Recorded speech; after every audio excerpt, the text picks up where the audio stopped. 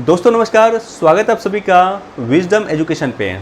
आज हम लोग यहाँ पे चर्चा करने वाले हैं कि जीएस पेपर 2 मेंस का जो जीएस पेपर 2 है उसकी तैयारी कैसे करना चाहिए, क्या हमारी रणनीति होनी चाहिए, क्या स्ट्रेटजी होनी चाहिए, कौन से बुक लिस्ट हमें फॉलो करनी है और अधिक से अधिक मार्क्स जीएस पेपर 2 में कैसे हम गेन कर सकते हैं। इन्हीं सारे संदर्भ पे यहाँ पे हम लोग चर्चा करने वाले हैं। जीएस पेपर 2 बेसिकली देखिएगा तो डायनेमिक पोर्शन यहाँ पे अधिक होता है, डायनेमिक क्वेश्चन अधिक यहाँ पे पूछे जाते हैं। डायनेमिक क्वेश्चन का मतलब ये हुआ है कि वो क्वेश्चन जो करंट से जुड़ा हुआ क्वेश्चन है, तो करंट से जुड़े हुए क्वेश्चन यहाँ पे अधिक आपको पूछे जाते हैं। इसलिए जीएस पेपर 2 में जीएस पेपर 1 के कंपेयर मार्क्स कम उठता है। यदि आपका स्कोर 150 प्लस है आपको जीएस पेपर 2 में, तो काफ़ी शानदार मार्क्स माना जाता है। जीएस पेपर 2 भी बेसिकली 300 मार्क्स का होता है। जीएस पेपर 1 भी 300 मार्क्स का होता है, जीएस पेपर 2 भी होता है और ऑप्शनल भी 300 मार्क्स का होता है। और इसमें बेसिकली 8 क्वेश्चन का आपको जवाब देना होता है और 3 घंटे का समय होता है। जीएस पेपर 2 का 3 पार्ट है, एक पॉलिटी है, एक इकोनॉमिक्स है, इकोनॉमिक्स एंड ज्योग्राफी, और तीसरा है साइंस। तो यहाँ पे हम लोग डिटेल से चर्चा करेंगे कि पॉलिटी, साइंस और इकोनॉमिक्स के लिए क्या रणनीति होनी चाहिए। तो सबसे पहले हम लोग चलते हैं पॉलिटी वाले सेक्शन पे।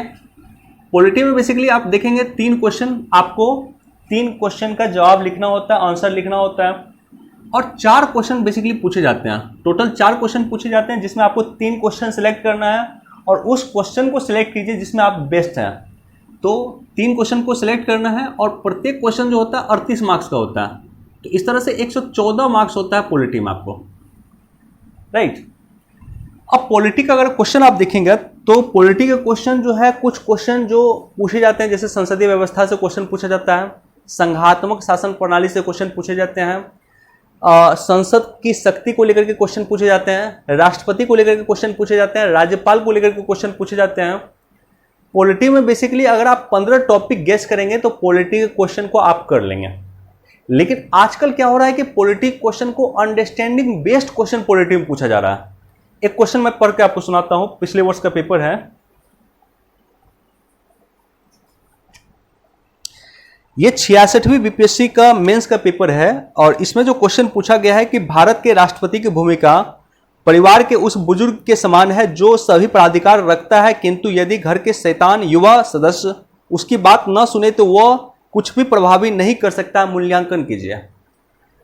राष्ट्रपति पे क्वेश्चन पूछा हुआ है, लेकिन इस तरह के क्वेश्चन को आपको समझना जरूरी है। इसको हो सके तो बहुत सारे भाग में ब्रेक कीजिए। इस क्वेश्चन को ब्रेक एंड हिट मेथड जो मैंने आपको बताया था उसी के अनुसार पहले इस क्वेश्चन को कई सारे पार्ट में आपको ब्रेक करना है, उसके बाद आंसर लिखना है। तो इस तरह का क्वेश्चन पॉलिटी में आजकल अधिक पूछ रहा है जो अंडरस्टैंडिंग बेस्ड होता है। पहले उस क्वेश्चन को समझिए, थोड़ा समय दीजिए, उस क्वेश्चन को समझिए, उस क्वेश्चन को विभिन्न भाग में तोड़िए और उसके बाद आंसर लिखना शुरू कीजिए हर एक भाग का। तो इस पे हम लोग एक सेपरेट वीडियो में बना दूंगा कि किस तरह से किसी क्वेश्चन को किस तरह से हम समझें और उसका मूल्यांकन किस तरह से करें, ये एक अलग से मैं वीडियो बना दूंगा। यहाँ पे पॉलिटी का जवाब दे रहे हैं तो कुछ इंपॉर्टेंट बातों को आपको ध्यान में रखने की आवश्यकता है। पहला इंपॉर्टेंट बात यह है कि पॉलिटी में जो है भारत का संविधान आपके लिए सबसे महत्वपूर्ण है। ना सिर्फ पॉलिटी में बल्कि जब आप अधिकारी बनेंगे तो वहां भी कोई भी अगर आप डिसीजन लेंगे तो संवैधानिक मूल्यों के आधार पे ही आपको डिसीजन लेंगे, ये आपसे अपेक्षा की जाती है। संवैधानिक मूल्यों को रखते हुए आपको डिसीजन लेना है जब आप अधिकारी बनेंगे। तो यहां भी जब आप उत्तर लिखेंगे तो संवैधानिक मान्यताओं को, संवैधानिक मूल्यों को, संविधान के आर्टिकल को, संविधान के अनुसूची को आपको वरीयता देने की आवश्यकता है। यदि आपको आवश्यकता पड़े तो संविधान में जो लिखा हुआ है या संविधान के जो विभिन्न आर्टिकल है, संविधान के आर्टिकल को कोट करें जितना हो सके। आवश्यकता है राष्ट्रपति का, आप राष्ट्रपति के बारे में लिख रहे हैं और वहां पे आपको आवश्यकता दिख रही है तो राष्ट्रपति से संबंधित जो आर्टिकल है उसको कोट कर सकते हैं। कैग के बारे में आप लिख रहे हैं तो कैग से संबंधित जो संविधान के आर्टिकल है उसको आप कोट कर सकते हैं। इसी तरह से निर्वाचन आयोग के बारे में आप लिख रहे हैं, निर्वाचन आयोग के बारे में जो संविधान में आर्टिकल दिया हुआ उस आर्टिकल को आप कोट कर सकते हैं, उस आर्टिकल के कंटेंट को कोट कर सकते हैं। तो आर्टिकल के कंटेंट को आप लोग निश्चित तौर पे कोट कीजिए। दूसरा है कि सुप्रीम कोर्ट का निर्णय ये काफी प्रासंगिक होता है, ये वैल्यू एडिशन होता है, ये आपके मार्क्स बढ़ाने में ये सब सहायक होगा। माननीय सर्वोच्च न्यायालय का जो निर्णय रहा है किसी वाद में, जैसे आरक्षण के बारे में आप लिखेंगे तो आप इंदिरा सहनी वाद को निश्चित तौर पे आप कोट करेंगे, राइट। इसी तरह से राज्यपाल के बारे में आप लिखेंगे, और अगर राज्यपाल के विवाद को लेकर के बम्बई वाद काफी चर्चा में था तो बम्बई वाद को आप कोट कर सकते हैं। तो इस तरह से माननीय सर्वोच्च न्यायालय के द्वारा जो निर्णय दिया गया है उस निर्णय को कोट आपको करना है, क्योंकि हमारे देश में जो संविधान है, संविधान का व्याख्याकर्ता कौन है? हमारे देश के संविधान का व्याख्याकर्ता, संविधान का इंटरप्रीटर है माननीय सर्वोच्च न्यायालय। तो सबसे पहले तो आर्टिकल को कोट कर सकते हैं और माननीय सर्वोच्च न्यायालय के निर्णय को निश्चित तौर पे आप लोग कोट कर सकते हैं। इसके अलावा कई सारे समिति है, और ये समिति को आप लोग यहां ही नहीं, पॉलिटी के सेक्शन में भी आपको समिति को कोट करना है। एक संविधान समीक्षा समिति है, और संविधान समीक्षा समिति का निर्माण माननीय अटल बिहारी वाजपेयी जी के द्वारा 2000 में किया गया था, वर्ष 2000 में किया गया था। वेंकट चलैया समिति भी इसे कहते हैं, क्योंकि इसकी अध्यक्षता वेंकट चलैया ने किया था। इस संविधान समीक्षा समिति को जब आप पढ़ेंगे तो इस सब कई सारा रिकमेंडेशन दिया था कि संविधान में किस तरह से संशोधन होना चाहिए या संविधान में क्या क्या सुधार होना चाहिए। तो 50 वर्ष जब कंप्लीट हुआ तब ये समिति बना, और 50 वर्ष के बाद ये समिति ने गौर किया कि जो इसमें सुधार हो सकता है उसको लेकर के ये कई सारा रिकमेंडेशन दिया। जब एम लक्ष्मीकांत के आप बुक पढ़ेंगे, एम लक्ष्मीकांत के बुक के पीछे में संविधान समीक्षा समिति का रिपोर्ट दिया हुआ, तो वो रिपोर्ट जो टॉपिक आप सेलेक्ट करेंगे, जैसे मौलिक अधिकार इंपॉर्टेंट टॉपिक होता है बीपीएससी के लिए, मौलिक राज्य के नीति निर्देशक तत्व इंपॉर्टेंट होता है, निर्वाचन आयोग इंपॉर्टेंट होता है, तो इन सब के लिए संविधान समीक्षा समिति ने क्या रिकमेंडेशन किया उसको जरूर जाकर देखिएगा, वो आपको कहीं काम देगा। इसके अलावा निर्वाचन आयोग को लेकर के भी समिति है, वो समिति देख लीजिए, चूंकि निर्वाचन आयोग से भी बीपीएससी मेंस में क्वेश्चन पूछे जाते हैं। राज्यपाल से निश्चित तौर पे क्वेश्चन पूछे जाते हैं, केंद्र राज्य संबंध को लेकर के क्वेश्चन पूछे जाते हैं। तो इन दोनों में सरकारी आयोग जो है इन्होंने कई सारा रिकमेंडेशन दिया। सरकारी आयोग को रिकमेंडेशन को देख सकते हैं, वित्त आयोग के रिकमेंडेशन को भी आप लोग देख सकते हैं। वित्त आयोग का रिकमेंडेशन जो है उसको पढ़िएगा। वित्त आयोग का रिकमेंडेशन ना सिर्फ आपको पॉलिटी में काम देगा, इकोनॉमिक्स में भी आपको काम देगा, और साइंस एंड टेक पे भी मैं चर्चा करूंगा कि साइंस एंड टेक में किस तरह से आपको वित्त आयोग का रिकमेंडेशन काम देगा। 15वें वित्त आयोग के रिकमेंडेशन को आप लोग को पढ़ना, राइट। तो पॉलिटी को लिखने के लिए आपको विभिन्न समिति को आपको कोट करना, विभिन्न समिति को आपको देखना, उसका शॉर्ट नोट्स बना लेना है। इसके अलावा माननीय सर्वोच्च न्यायालय के जो कुछ महत्वपूर्ण निर्णय रहा उस निर्णय को आपको देखना, उसका नोट्स बना लेना है। विभिन्न आर्टिकल को आपको देखना, उसको नोट्स बना लेना है। मेरा ऐसा मानना है कि अब आपके पास समय कम है, तो आप समय जो कम है ऐसे कंडीशन में आप क्या कीजिए कि लगभग 15 टॉपिक आप सिलेक्ट कीजिए। प्रीवियस ईयर के पेपर के आधार पे आप 15 टॉपिक सिलेक्ट कीजिए, और उस 15 टॉपिक पे जितना हो सके आप नोट्स कलेक्ट कीजिए, राइट। 15 टॉपिक मैं यहाँ पे चर्चा भी कर दूंगा एक सेपरेट वीडियो बना करके कि पॉलिटी का कौन कौन सा 15 टॉपिक इंपॉर्टेंट इस बार हो सकता है 67वीं मेंस में। इसी तरह से मैं साइंस एंड टेक में और इकोनॉमिक्स में भी बता दूंगा कौन कौन सा टॉपिक इंपॉर्टेंट हो सकता है। लेकिन अगर आप खुद पिछले 10 वर्ष का पेपर का एनालिसिस कीजिएगा तो आपको लगेगा कि बीपीएससी में कई बार क्वेश्चन रिपीट होता है, और ज़्यादातर समय रिपीट ही क्वेश्चन होता है। तो जो टॉपिक लगातार रिपीट हो रहा है, इस तरह से 15 टॉपिक आप सिलेक्ट कीजिए, उसमें नोट्स बनाइए, उसमें संविधान का देख लीजिए कि संविधान क्या कहता है, विभिन्न आयोग ने उस पर क्या रिकमेंडेशन दिया है, वित्त आयोग ने क्या रिकमेंडेशन दिया है, ये सब देख लीजिए, राइट। पॉलिटिक करना कैसे है, तो पॉलिटिक के लिए जो है मेरा मानना है कि लक्ष्मीकांत, एम लक्ष्मीकांत की बुक आप सभी के पास होगा। एम लक्ष्मीकांत को तो आप इग्नोर नहीं कर सकते, उसको पढ़ना ही पढ़ना है। एम लक्ष्मीकांत के अलावा सार्थक संवाद की भी बुक आपको पढ़ना है।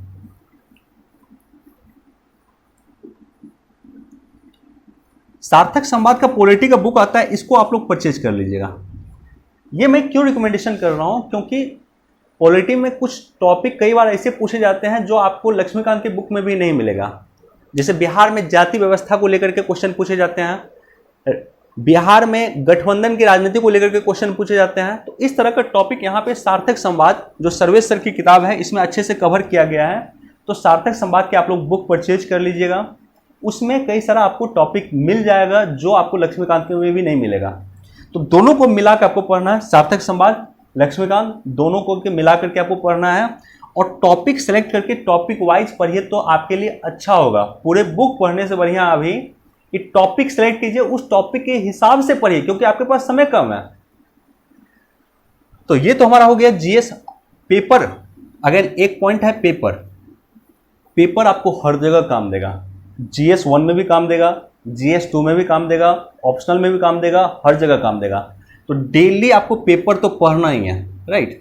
पेपर आपको पढ़ना है, पेपर का आपको कुछ इंपॉर्टेंट पॉइंट लगेगा तो उसको आप लोग नोट कर लीजिए और वो आंसर राइटिंग में प्रयोग करना शुरू कीजिए। अभी आप लोग जो आंसर लिख रहे होंगे, टेस्ट सीरीज आपने ज्वाइन कर लिया होगा, मैं उम्मीद करता हूँ, तो वहाँ पे जो इंपॉर्टेंट पॉइंट पेपर में लग रहा है उसको नोट करके उसमें राइटिंग में लाइए। और पेपर का प्रयोग, बिहार संस्करण का पेपर भी पढ़िए, दैनिक जागरण के राष्ट्रीय संस्करण तो पढ़ना ही है, बिहार संस्करण का भी पेपर पढ़िए, बिहार से संबंधित जो महत्वपूर्ण सूचनाएं हैं उसको भी नोट कीजिए और आंसर राइटिंग में प्रयोग करना शुरू कीजिए। अचानक आप सोचेंगे कि पेपर की चीज़ों को मैंने नोट कर लिया और सीधे मैं जाकर के एग्जाम में लिख दूंगा, ऐसा नहीं होगा, ऐसा किसी के साथ नहीं होता। तो उसको पहले आपको प्रैक्टिस में लाना है। और प्रैक्टिस में लाना कैसे है? टेस्ट सीरीज जो आप दे रहे हैं, टेस्ट सीरीज के माध्यम से उसको प्रैक्टिस में लाना है और उसके बाद जाकर के एग्जाम में आप अच्छा से लिखेंगे। तो ये हमारा हो गया पॉलिटी सेक्शन का। इकोनॉमिक्स की अगर मैं बात करूं तो इकोनॉमिक्स से सीधे अगर आप 66वें का क्वेश्चन देखेंगे, 66वें बीपीएससी मेंस का, तो सीधे क्वेश्चन जो है बजट इकोनॉमिक सर्वे से पूछ दिया था। बजट इकोनॉमिक सर्वे बिहार का तो निश्चित तौर पे पढ़िए। देश के बजट इकोनॉमिक सर्वे मैं पढ़ने के लिए नहीं बोल रहा हूं आपको, लेकिन बिहार का बजट एंड इकोनॉमिक सर्वे आपको निश्चित तौर पे पढ़ना है, अच्छे से पढ़ना है। समय दीजिए, उस पर पढ़ लीजिए उसको।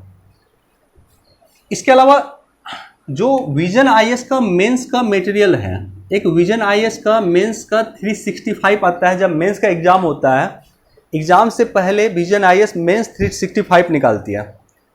तो पॉलिटी का मेंस का 365 आप लोग परचेज कर लीजिएगा, चूंकि मेंस का एग्जाम सितंबर में ही हुआ था। तो ये इकोनॉमिक्स का जो है मेंस 365 आप लोग परचेज कर लीजिएगा। ये आपको अच्छा काम दे देगा, ये आपका हेल्प कर देगा, राइट। इसके अलावा सार्थक संवाद की जो इकोनॉमिक्स का बुक है वो भी आप लोग परचेज कर सकते हैं। सार्थक संवाद की बुक मैंने पढ़ा है, ये काफ़ी इंपॉर्टेंट बुक है इकोनॉमिक्स के लिए भी, इसको आप लोग परचेज कर सकते हैं। इकोनॉमिक्स की अगर मैं बात करूं तो इकोनॉमिक्स काफ़ी डायनामिक होता है, राइट। गरीबी से क्वेश्चन पूछे जाते हैं, बेरोजगारी से क्वेश्चन पूछे जाते हैं। अब मान लीजिए गरीबी से क्वेश्चन पूछे जाते हैं तो गरीबी को लेकर के भी कई सारी समिति बनी है, उस समिति को कोट कीजिए। तारकुंडी समिति बना है गरीबी को लेकर के, आई थिंक तारापुर नहीं रथ दांडेकर समिति बना, रथ दांडेकर समिति बना है गरीबी को लेकर के। योजना आयोग सबसे पहले गरीबी को लेकर के रिकमेंडेशन दिया था। इसके अलावा गरीबी को लेकर के तेंदुलकर समिति बना है, रंगराजन समिति बना है, लकड़वाला समिति बना है और कई सारे समिति बना है। तो उस समिति को आप लोग देख लीजिए, उस समिति ने क्या क्या बेसिक रिकमेंडेशन गरीबी को लेकर के दिया था और जितना हो सके उसको कोट करने का प्रयास कीजिए। तो इसमें भी, इकोनॉमिक्स में भी मैं बोलूँगा कि 15 टॉपिक आप सिलेक्ट कीजिए। जैसे गरीबी बहुत इंपॉर्टेंट टॉपिक होता है, 15 टॉपिक आपको इसमें भी सिलेक्ट करना है। प्रीवियस ईयर पेपर के आधार पे इसमें 15 टॉपिक आप लोग सिलेक्ट कर सकते हैं। जैसे एक गरीबी टॉपिक हो गया, एक डेमोग्राफिक डिविडेंड होता है, बीपीएससी क्वेश्चन अक्सर पूछता है। जैसे पिछले वर्ष ही बीपीएससी ने क्वेश्चन डेमोग्राफिक डिविडेंड, जनांकीय लाभांश पे क्वेश्चन पूछा था, तो वो इंपॉर्टेंट टॉपिक हो गया। बेरोजगारी बीपीएससी के लिए काफी इंपॉर्टेंट टॉपिक होता है। डब्ल्यूटीओ को लेकर के बीपीएससी क्वेश्चन पूछता है। तो जब आप प्रीवियस ईयर पेपर को एनालिसिस कीजिएगा तो इस तरह से 15 टॉपिक आप एलिमिनेट कीजिए, 15 टॉपिक आप छांटिए और उस 15 टॉपिक पे नोट्स आप बनाइए। उस 15 टॉपिक पे मेंस 365 जो है विजन का, उसका सहारा लीजिए। बजट और इकोनॉमिक सर्वे पढ़िए, उसमें देख लीजिए। और सार्थक संवाद के बुक में भी वो सारे के सारे कंटेंट आपको मिल जाएगा। इस तरह से आप इकोनॉमिक्स को तैयार कर सकते हैं। इकोनॉमिक्स में एक और इम्पॉर्टेंट फैक्टर होता है और वो पेपर होता है। पेपर का जितना अधिक हो सके यूज कीजिए। अभी से लेकर के 2 महीने तक मेरा मानना है कि आपको पेपर से नोट्स भी बनाना चाहिए, राइट। अक्टूबर चल रहा है अभी, अक्टूबर से लेकर के नवंबर, दिसंबर में आपके एग्जाम है, तो 2 महीने पेपर का भी नोट्स बनाइए। और पेपर के हर एक टॉपिक को आपको नोट्स नहीं बनाना है, या पेपर के हर एक कंटेंट को आपको नोट्स नहीं बनाना। आपको देखना है कि आपने जो टॉपिक सेलेक्ट किया, चाहे वो पॉलिटी में टॉपिक सेलेक्ट किया है, चाहे इकोनॉमिक्स में टॉपिक सेलेक्ट किया है, चाहे वो साइंस में टॉपिक सेलेक्ट किया, उस टॉपिक से संबंधित अगर कोई सूचना होगी उसको आपको नोट्स करना है। उस टॉपिक से संबंधित अगर कोई कंटेंट आपको मिलेगा, कोई डाटा मिलेगा, उसको आपको नोट्स करना है। पेपर में क्या पढ़ना क्या नहीं पढ़ना, इस पर कई बार मैंने चर्चा किया। तो मेरा मानना है कि इस तरह से इकोनॉमिक्स भी आपका कवर हो जाएगा। बजट इकोनॉमिक सर्वे को डाटा को निश्चित तौर पे कोट कीजिएगा। 15वें वित्त आयोग के रिकमेंडेशन को भी यहां पे कोट कीजिएगा। सॉरी, 15वें वित्त आयोग के रिकमेंडेशन को भी यहां पे आप लोग कोट कर सकते हैं। अब आते हैं साइंस में। हम लोग साइंस के अगर क्वेश्चन को आप देखेंगे तो अप्लाइड बेस्ड क्वेश्चन साइंस अब पूछ रहा है। पहले क्या होता था कि साइंस में इसरो पे क्वेश्चन पूछे जाते थे, डीआरडीओ पे क्वेश्चन पूछे जाते थे। अभी भी इसरो और डीआरडीओ इंपॉर्टेंट है बीपीएससी के लिए, क्वेश्चन पूछे जाते हैं। ये टॉपिक भी आप लोग सेलेक्ट कीजिएगा। इसमें भी मेरा मानना है कि 15 टॉपिक इसमें भी आप लोग सेलेक्ट कीजिएगा। या ये टॉपिक मैं यहाँ पे चर्चा कर दूंगा कि कौन कौन से इंपॉर्टेंट टॉपिक 15 टॉपिक हो सकते हैं साइंस सेक्शन में, वो मैं यहाँ पे आपके लिए चर्चा कर दूंगा। लेकिन इसमें अप्लाइड बेस्ड क्वेश्चन होता है। जैसे आपसे क्वेश्चन बीपीएससी पूछ देगी कि कचरा प्रबंधन या कचरा के निस्तारण में साइंस एंड टेक्नोलॉजी की क्या भूमिका हो सकती है। एक क्वेश्चन मैं पढ़ के सुनाता हूं, 66वीं बीपीएससी मेंस का क्वेश्चन है। विगत कई वर्षों से बाढ़ एवं सूखे की स्थिति ने बिहार राज्य के उन्नयन और समृद्धि को लगातार प्रभावित किया है। इस प्रकार के दुर्घटना प्रबंधन में विज्ञान और अभियांत्रिकी की भूमिका की विशिष्ट उदाहरण के साथ विवेचना कीजिए। यानी बाढ़ और सूखा, अगर आप बाढ़ और सूखा को देखिएगा तो बाढ़ और सूखा यहां पे इकोनॉमिक्स में क्वेश्चन पूछा जाना चाहिए, क्योंकि इकोनॉमिक्स एंड यहां पे ज्योग्राफी भी है, राइट। ज्योग्राफी में ज्यादा क्वेश्चन नहीं पूछा जाता, वही बाढ़ और सूखा वगैरह क्वेश्चन पूछा जाता है, मानसून वगैरह क्वेश्चन पूछा जाता है, कृषि को लेकर के क्वेश्चन पूछा जाता है। तो नॉर्मली उसको हम लोग इकोनॉमिक्स में ही रखते हैं।